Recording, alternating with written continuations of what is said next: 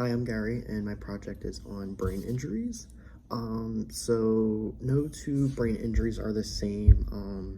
It all depends on location, such as the frontal lobe, the parietal lobe, the occipital lobes, and it also depends on severity, if it's a traumatic or a non-traumatic injury, and also depends on causes, such as if the patient was in a motor vehicle accident, if the patient fell, if they were assaulted, any chance, and if they had a seizure. So if a patient has damage to the frontal lobe, it affects their attention, their concentration, organization, even their speaking, and their awareness of their own abilities and limitations, as well as personality changes and emotions.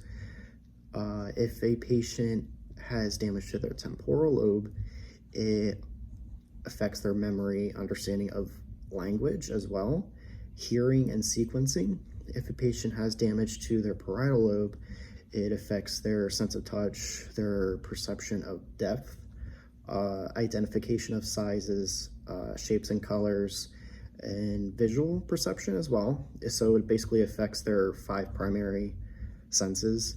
If they have a damage to their cerebellum, it affects their balance, their movement, their coordination. Their occipital lobe, if that's affected, it affects their vision, which leads to trouble seeing and perceiving objects. And if there's damage to their brainstem, that affects basically their essential needs for survival, such as breathing. It affects their heart rate and their sleep-wake cycles.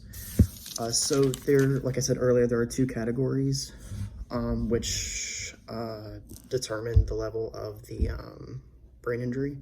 So if it's traumatic, such as falls, car accidents, gunshot wounds, child abuse, workplace injuries, even shaken baby syndrome. The non-traumatic ones would be a patient who had a stroke, if they have an infectious disease such as meningitis or encephalitis. Tumors, if they lack oxygen or if they have a toxic exposure. And then there are 3 categories of severity. There's mild, moderate, and severe.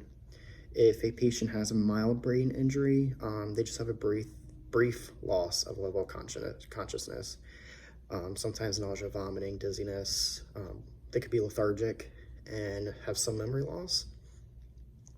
If a patient has a moderate brain injury, they could be unconscious for less than 24 hours. Their brain will show some signs of trauma, and they could have contusions or bleeding. If it's severe, they have to be unconscious for more than 24 hours and have no sleep-wake cycle. Some symptoms of a brain injury would be, the big one is if they have cerebral spinal fluid drainage coming out of their ears and their nose. Their level of consciousness is changed. They could have dilated or unequal pupils. They'll have vision changes, like I said before, balancing problems. It all depends on which part of the brain was affected. They can even have respiratory failure. They could go in a coma. They can have paralysis and body numbness and tingling. So treatment for brain injuries, that includes, the big one is rehabilitation. And the length of rehabilitation is determined by a couple of tests. So the first one would be the Functional Independence Measure, or the FIM, and it's an 18-item cycle. So there's 12 physical items and 6 cognitive items. So it's designed to assess the patient's progress during inpatient rehab, and it also assesses the amount of assistance a patient will need after discharged. So there's also another test called the Functional Assessment Measure, or the FAM. It adds 12 items to the FIM. So that assesses a patient's cognitive behavior, their communicative, and their community functioning abilities. There's also the Disability Rating Scale, or the DRS, which is an 8-item assessment, which measures impairment, disability, and if the patient is handicapped. And then there's also one other test. There is the Rancho Los Amigos level of cognitive functioning. So that measures and tracks an individual's progress following a brain injury. So there are 8 scores in this test. So the number 1, which would be no response from the patient, so the patient appears to be in a deep sleep and they're unresponsive to any stimuli, so basically a coma. 2, it's the generalized response, so the patient reacts inconsistently and non-purposely to stimuli, so the responses may include gross motor movements, vocalization, and psychologic changes. Deep pain evokes the early responses from the patient. Number 3, there's the localized response. So the patient responds specifically but inconsistently to a direct stimulus. So such as an individual's head will turn towards a sound, or his or her eyes will focus on an object when presented. The individual may follow simple commands and may respond better to people that they know, such as family members or friends. And then the next one would be the confused/agitated state. The patient might have a heightened state of activity with a severely decreased ability to process information. This individual requires maximum assistance to perform self-care. And then the next one would be confused inappropriate. So in that stage, the individual appears alert and responds to simple commands. There may be some inappropriate verbalizations, and high distractibilities are common. Memory is severely impaired in this patient. And then there's the confused appropriate, which the patient shows goal-directed behavior, but it's dependent on the external input for direction for this patient. And their orientation is also inconsistent, but aware of their self, their family, and basic needs. Then there's the automatic appropriate. The individual appears to act appropriately in the hospital and at home and goes through daily routines automatically, but has like a robot-like state, and they have poor recall, and their activities they have poor activities. So the patient has absent to minimal confusion and lacks insight. And then the last one would be purposeful appropriate. So this patient is alert and oriented. They're able to recall and integrate past and recent events and is aware of and responsive to the environment. So these are the ones that are more high-level functioning patients from their brain injuries.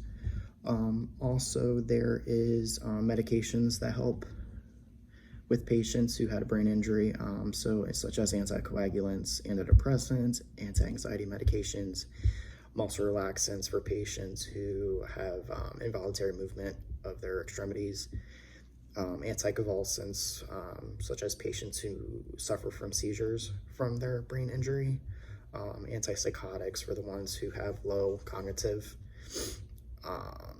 and there's also medications that help with their memory and cognitive needs, such as donepezil that helps with memory.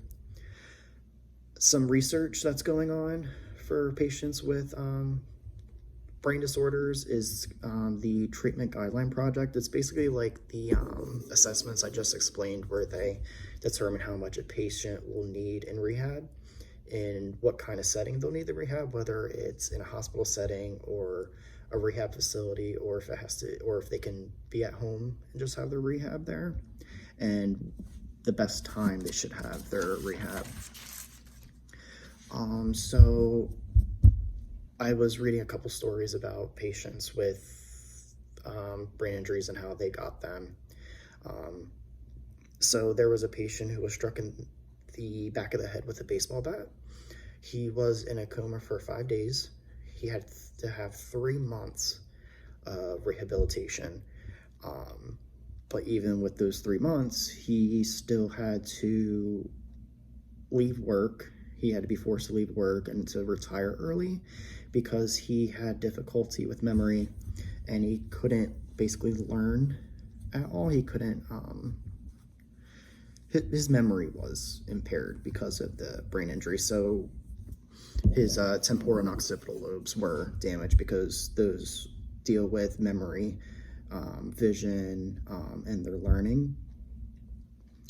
And for patient education, I would just definitely educate the big need on staying in rehab for a better outcome from their brain injury and to have better abilities to perform their ADLs by themselves or with little assistance, and to definitely stay on top of their medications such as donepezil, like I said earlier, which helps with memory, and it also helps with their attention as well. So if their memory has been impaired from a brain injury, that medication could possibly help them with their memory loss and help them learn new things and to stay more focused.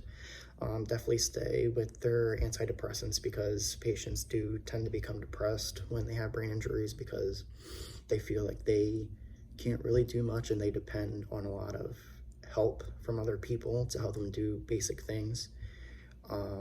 Definitely stick with their anticoagulants so they don't get blood clots, and to definitely stay with their anti-anxiety medications as well, because patients will have high anxiety.